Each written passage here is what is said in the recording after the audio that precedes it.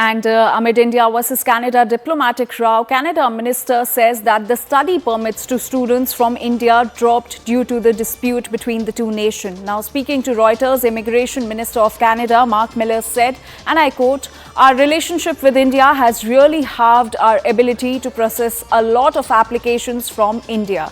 So this statement comes amid the diplomatic row that continues between India and Canada over Khalistani terrorist killing, where Canada blamed India of having a role in Niger's killing. And amid all of that, Canada minister has said that the study permits to students from India dropped due to the tensions between the two nations. CNN News 18's Abhishek Jha is now joining us on this story. Abhishek, so the diplomatic row between India and Canada has had an impact on the student visas in Canada.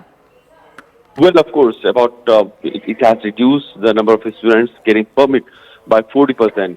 Of the about 2 lakh students who would have gotten permit, because the number of diplomats reduced in India and the diplomatic row that we have seen happening in the last few months, there is substantial, about 80% decrease in the number of students who would get permit to study in Canada.